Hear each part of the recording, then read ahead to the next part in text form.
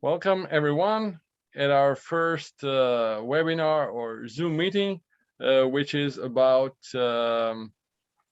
cold chain challenges in the supply chain, especially in home deliveries. We'll be talking a little bit about some of the possible solutions which can improve the current operations and make it simpler and more efficient, while ensuring that the quality of service is the way it should be. So I'm welcoming today Aleš Zorc from Agitron. We'll start with him. Also, Todd Tingley from United States should be here, but I apologize. We had some issues with the scheduling. So unfortunately, he'll not be joining us in person today. However, I will try to present his solution, at least generally, as far as I know it, and hopefully this will be enough for the start. But later on, of course, you can always reach out to him and get more details about all that. So yeah, let's start. So Aleš, please tell me more about what was the challenge that you've actually came across, and why did you want to try it, and what solution did you come up with eventually? So first of all, thanks, Martin, for inviting me for this call. As I mentioned earlier, maybe full disclosure, I'm by no means an expert in cold chain. In fact, our team has just about a year ago started dealing with this challenge. Perhaps a couple of words about Agitron. Agitron is a Slovenian startup that helps retailers digitally transform with proprietary software and hardware solutions. And as retailers were sort of forced to re-innovate during the pandemics, we also sort of took this opportunity to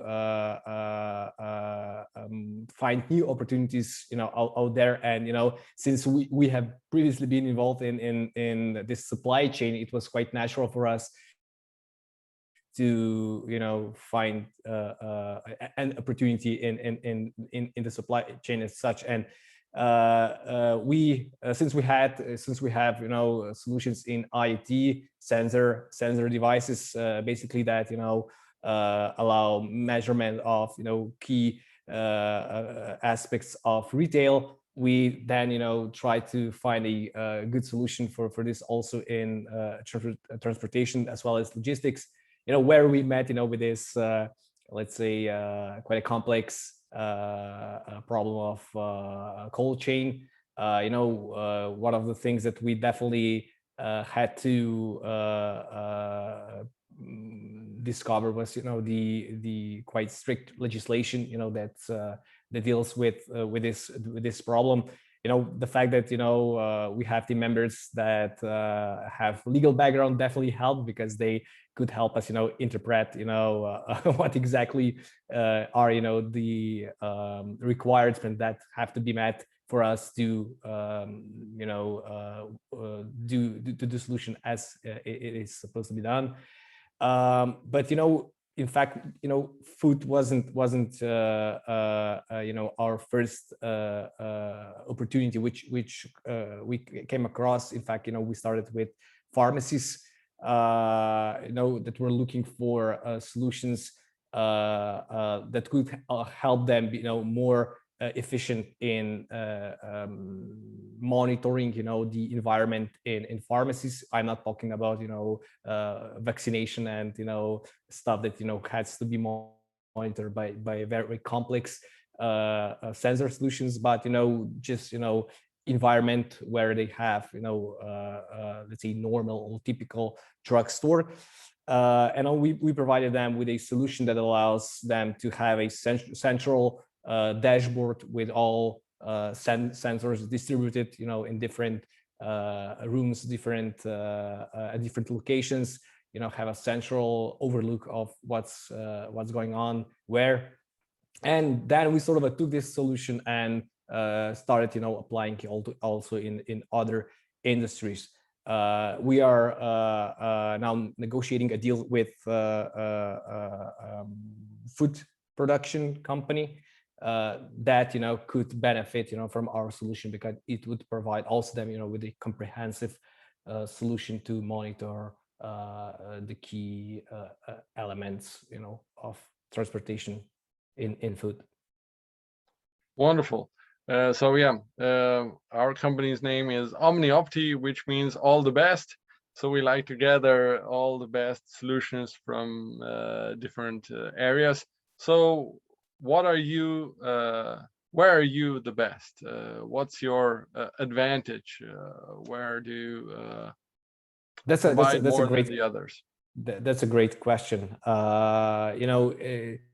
Since we have our proprietary hardware, we are often considered as a hardware company, but this is something that we have quite a challenge portraying and explaining perhaps to people who are well aware of our competitors.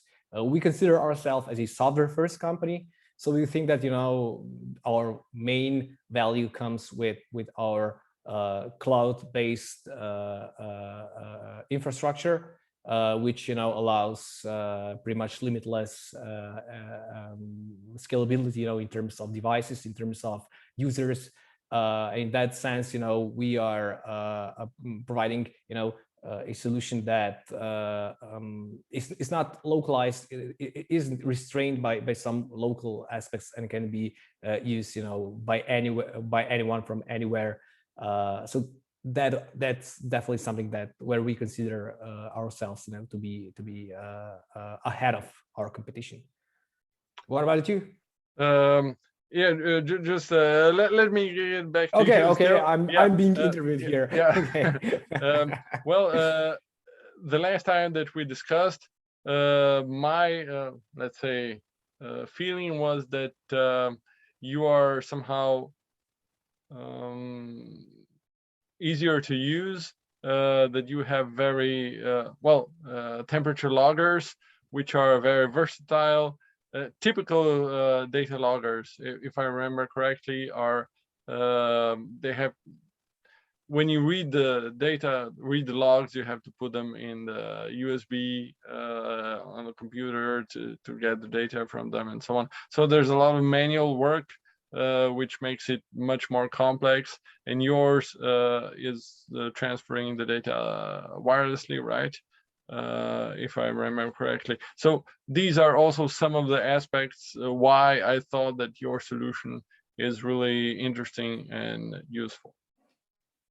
Definitely. So definitely, this wireless connection is one of the benefits that our customers are telling us is superior to what their current solutions were. Before for example, when we gave a pharmacy our solution, what they were doing until that point was they had this USB based offline, so non-connected devices that they had to manually copy files from. I think they did this once per week. So they didn't know what was really going on, with temperature, other than the fact that they had like some alarm set, but that's another topic right there. But rather than that, this was very cumbersome, localized. They had to export PDF files from these loggers, and then convert this PDF to something that can be imported and then managed. So in that sense, this was something that just doesn't fit into 2021, and that was definitely one of the things that made us think and say, like, we have this solution working in retail, why not help other industries that definitely need this sort of innovation or practicality. But one of the things that also really bothered me when I got to know the USB loggers was the fact that they're disposable. So you have this quite complex electronic device, and after you use it like once, twice, you throw it away, and that's really ridiculous, because these are quite complex electronics, definitely something that could be reused, but it's let's say by design design a way that it's disposable. So that's also something that we wanted to change with our solution, especially where you have the closed circle. So it doesn't cost you anything to reuse the device, to get the device back to the point A where you started.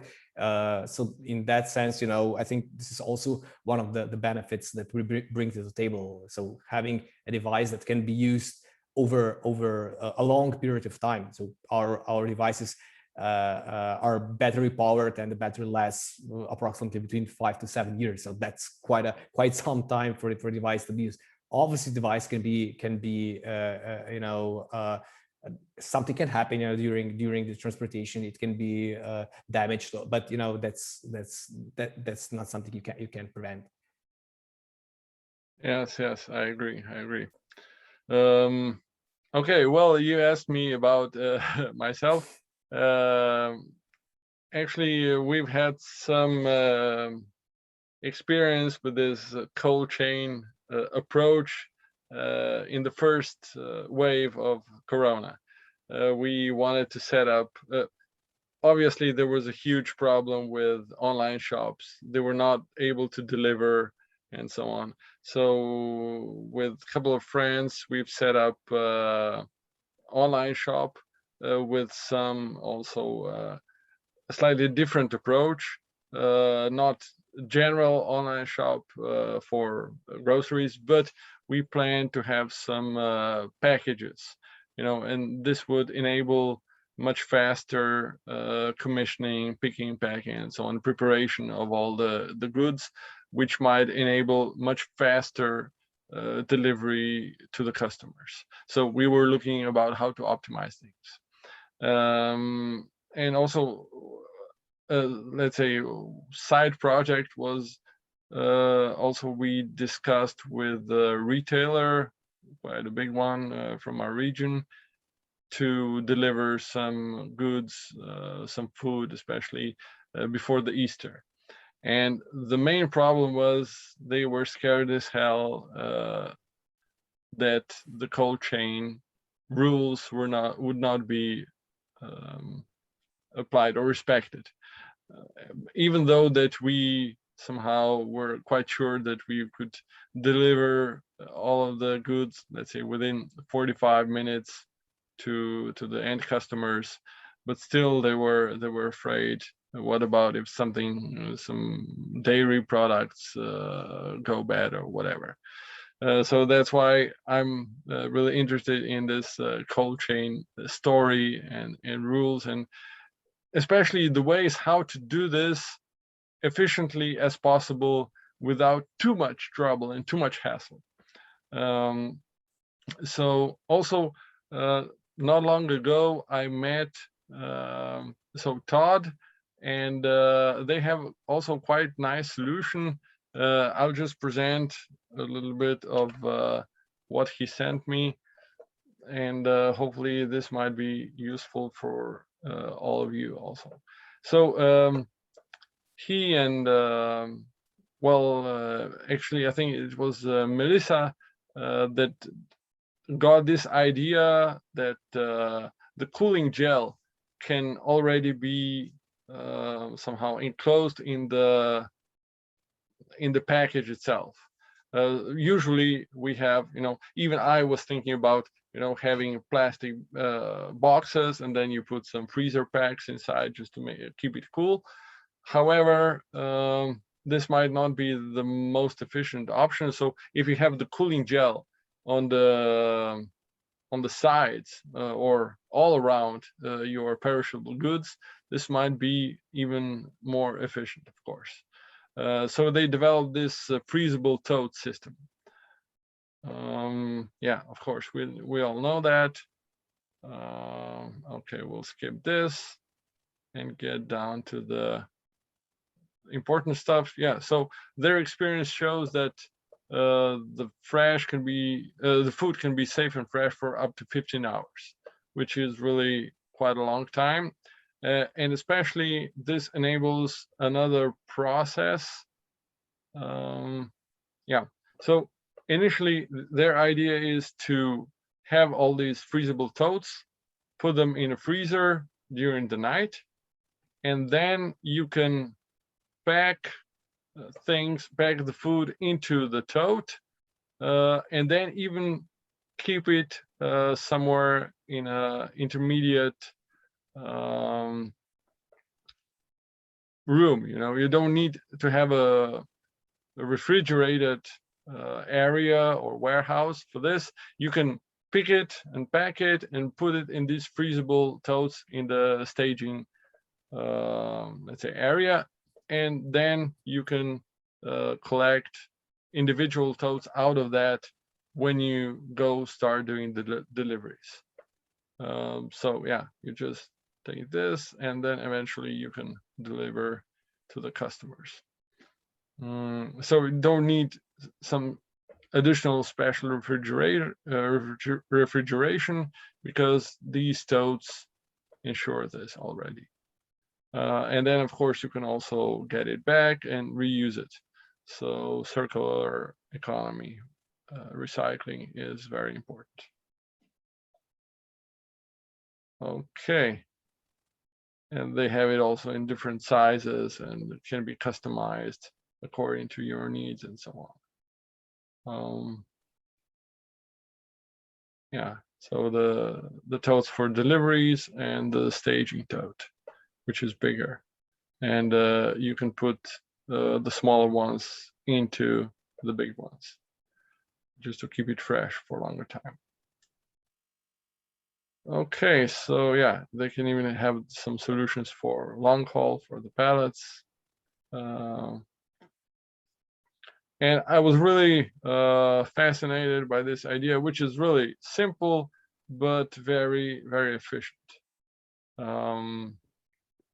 And I think it's also a good combination with your solution, Aleš. So they have a solution which ensures the refrigeration, but you have another solution which can measure or prove that the conditions have been appropriate for all this time.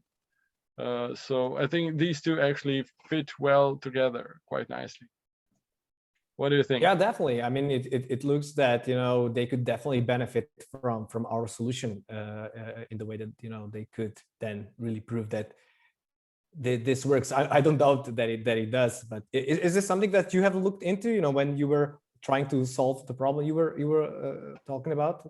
I got to know them later. Okay. Unfortunately, if I knew them before, maybe we got some more business with that retailer that time, and perhaps much more later on also. So it's a snowball effect. The more you do, yeah, the more chances you get.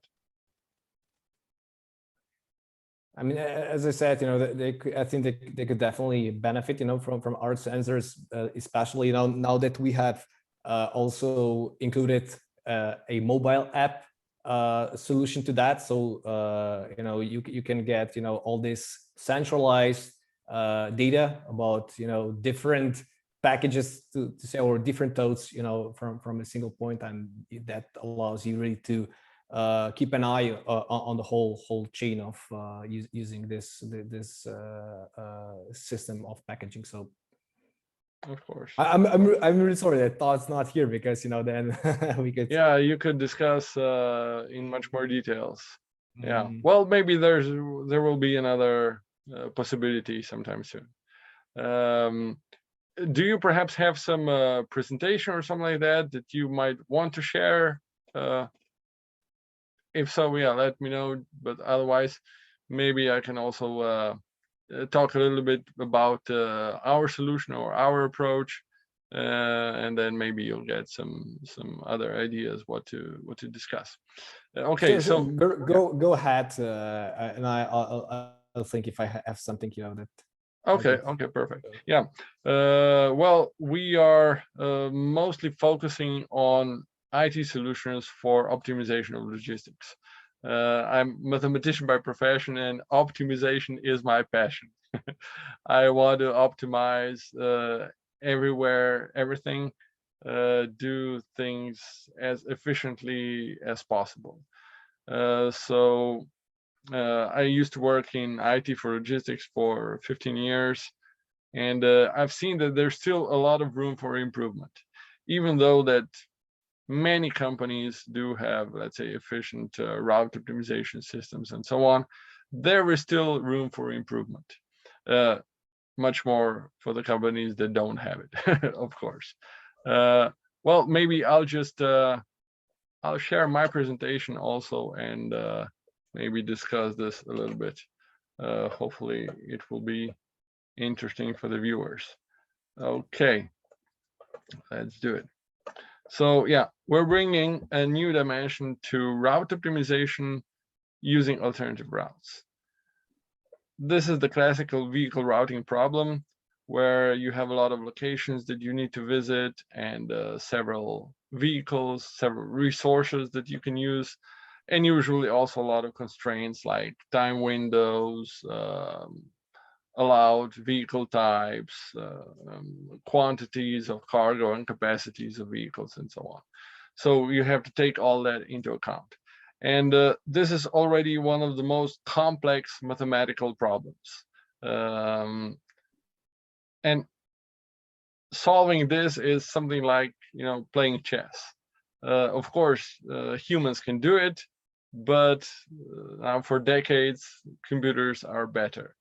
They are simply faster and more efficient with checking all the different possibilities, because there are so many options, so many possibilities how to do this, that people are simply not able to do this very efficiently. We have some approaches that we get to learn, which are efficient, more or less, but still computers can be much better than this. Like you can beat a computer with chess. Try it out and you'll see. So yeah, but still, even though several companies are doing this quite efficiently, so do we. So we can also offer this classic route optimization solution. However, we focused on something else. Everybody else is assuming that there's only one connection between each pair of locations, which is usually the fastest route. This is a good strategy because you can put a lot of locations on a single route. However, it's not always the best option, because the fastest route can be quite long, And on the other hand, the shortest route is also not the most appropriate, because it takes too much time because of the speed constraints and so on. But there are many solutions somewhere in between that are shorter than the fastest and faster than the shortest. So we call it trade-off or alternative solutions or routes. And I was working on my PhD in mathematics and developed this algorithm which can provide a lot of them. So if this is the fastest route and this one the shortest, we can provide these various dots.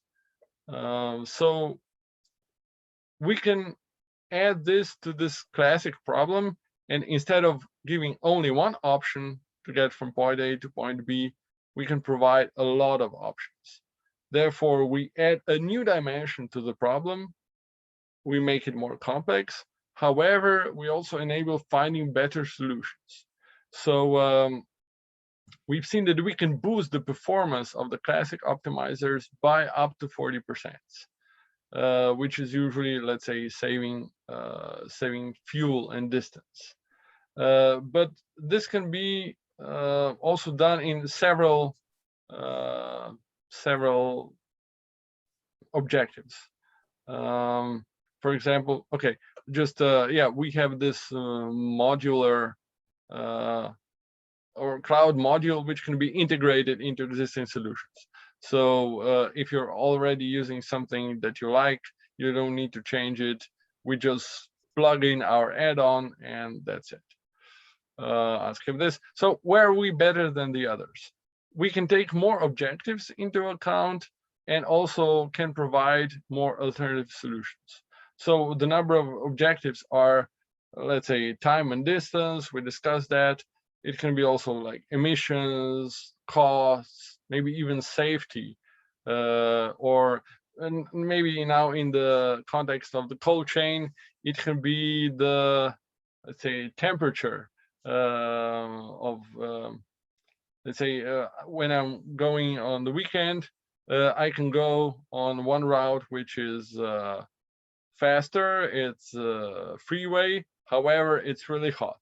But I can take a shortcut which goes through the hills and through the woods, and that one is much more pleasant and cooler, especially in the summer. It's really pleasant to take that route because well, it's simply much more pleasant. You don't lose a lot of time, but you just enjoy it much more. And especially so if you have something which has to be chilled, you have to take care of the temperature of the environment also. So as mentioned, we can take many objectives into account and provide specific solutions which are the best in the given circumstances. Okay, well, I'll stop this, and maybe if you want to say something else, if you've come up with a good idea or comment. Yeah, actually, let me share. I have three short slides, just to perhaps give a better idea of Okay. our solutions. Let me just share my presentation real quick. There it is. You can probably see it, right? Yeah. So, I was telling you about our sensors. So, just to give you a better idea, we have two available sizes. So one is, the bigger one is, about the size of a credit card. So you can imagine that the smaller one is, two times smaller. It's also equipped with NFC. So this can be used, the NFC can be used, for different use cases, either for, again, touchless, information sharing, scanning, either at logistic centers or, during the transport. So that's, definitely something that could be beneficial to, any use case where you don't want to have, touching, especially, now with the epidemics and everything. The other feature is, all our devices also work in a way as beacons. So that means that you can use them to locate, them, within, logistic centers, stores, cars, trucks, so wherever you have them placed. The better autonomy, I was saying, it's 3 to 5. That's for the small one. The bigger one can go up to 10 years because it has more battery power. We have two different versions. One is equipped just with the temperature, humidity, and air pressure sensors. But the advanced one also has the ability to detect vibrations and orientation, which is also an important aspect when you have your goods shipped. So that it gives the orientation it's supposed to keep, if that's something that is important in the transport. As I said, so the key benefit is the centralized dashboard, which is on one hand it's very convenient and user-friendly to, let's say, non-technical personnel, but it also comes with a very robust API. So this API can then be connected to other existing IT infrastructure that's already been used by the customer. So the dashboard provides historical overview and analytics. It has the ability to create automatic reports. It has a graphical interface which allows you to set different scenarios visually. So, but with the logic of if this then that. So if temperature goes up by a certain number, do this and that. So you can then either trigger alarm. So that's the most basic scenario. But you can have much more complex scenarios that perhaps notify a specific person, or something can be triggered after certain let's say conditions are met. The mobile app is also something that we provide with the solution. So this one can trigger alarms, can be used for again this touchless management of the device.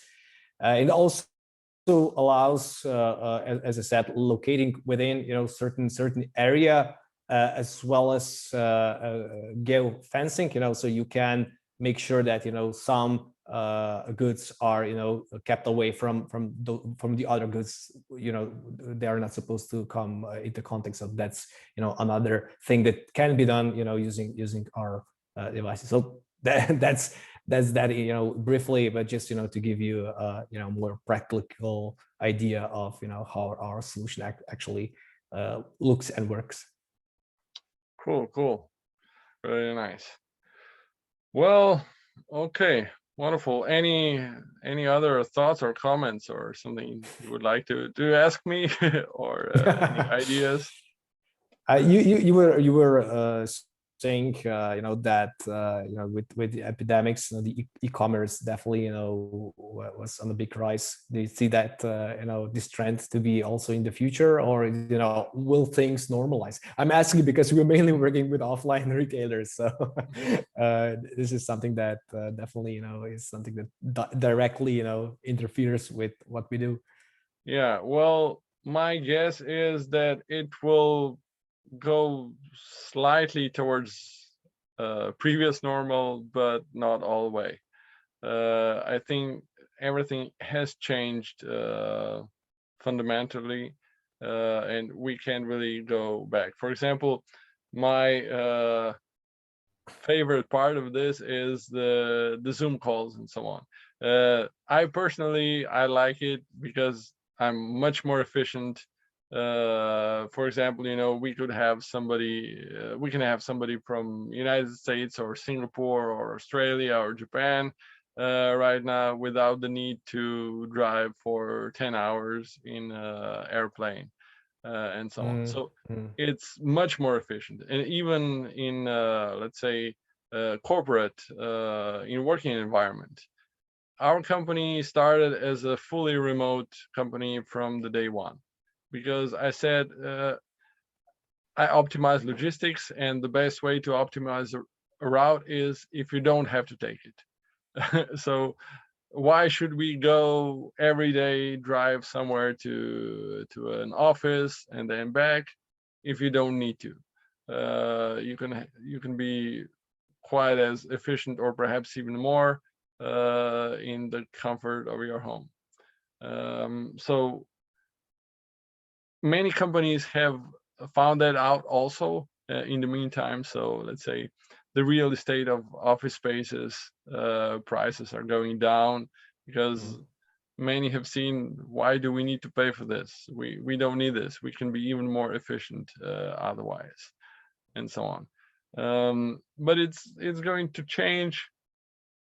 It's moving slowly, like in the past, everybody went to the theater every couple of days. But now, of course, you have television and you watch that, or internet, and you go to a theater every now and then when you want to have something special, a special experience. And I think that's gonna happen, a similar shift in majority of our work and life.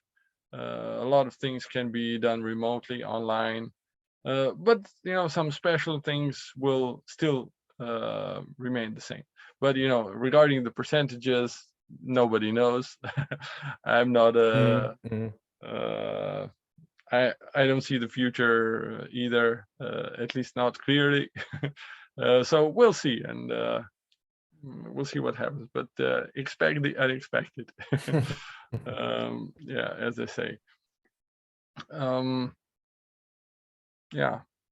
The pandemics definitely show that the biggest winner was actually the logistics, so not necessarily the e-commerce, but the logistics, which obviously also had to do a lot of optimization, to keep up with the demand. But with the return goods and everything, when you see it's e-commerce wasn't like the obvious winner, because they had their own struggle with the situation just as well. Yeah, definitely. Logistics is and will remain important. That's also one of the reasons why I chose this area of business. But of course, there will be shifts and changes and modifications. For example, mobility, all the like Uber and BlaBlaCar and stuff like that, shared mobility. It was so hot, but just went down, because of the pandemic. So mobility has really decreased, but the logistics itself in moving cargo and goods, it's still as live as always, and perhaps even more. Because still you need to eat. Even if you don't travel, you still need to eat. And even if it's locally produced food, it still has to come from somewhere. Hopefully less kilometers, but still there are some. You can't get everything in 0 kilometers range. So that's really,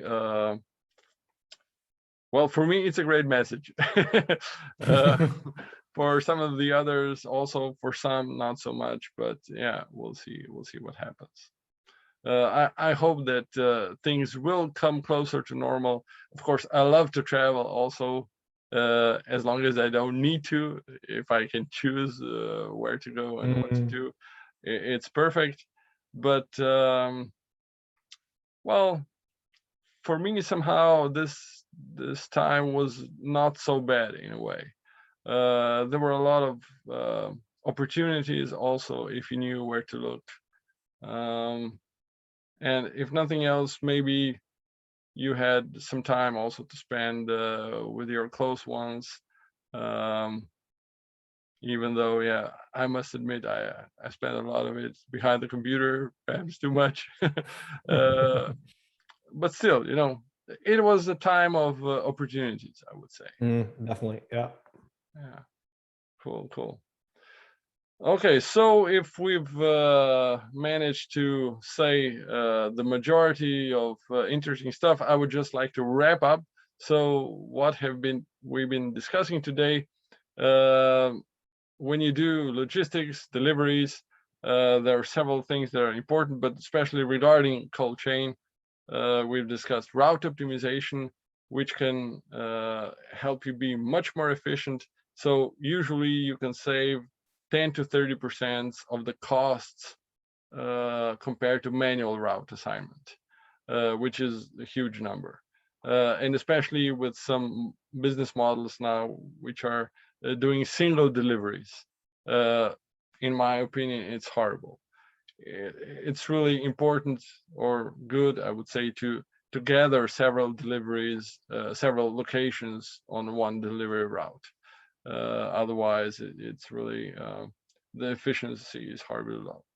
Okay, the second thing is, of course, the freezable totes, which which take away the need for having a refrigerated vehicle like truck or a van, but you can have your locally cooled environment, which is somehow more under control in a way.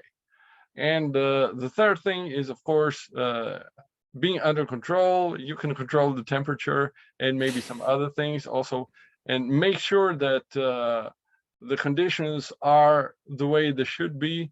And this can be done in a very efficient, simple manner. So without a lot of manual work, all the data can be transmitted electronically, wirelessly, and also the sensors are simple to handle and so on. Anything else you would like to add for the finish? Yeah, this was a great wrap up. A great wrap up. Okay, and one more trick.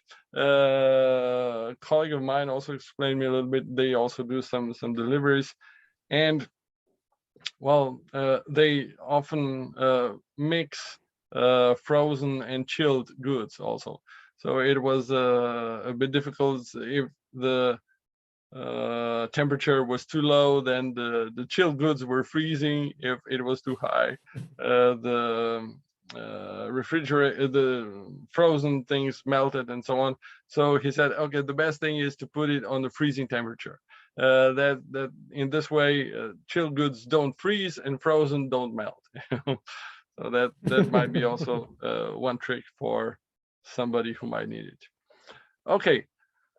Thank you for being with me, and hopefully we've shared some useful information to people who can benefit from it. This is also supposed to be the first of the many webinars or Zoom meetings in the future. So I would be happy if the viewers can let us know what they are interested in, what they would like to learn more about, what are their problems, issues, challenges, and maybe we can find the right solutions for them. Thank you very much. Have a great day and wishing you all the best. Bye. Bye.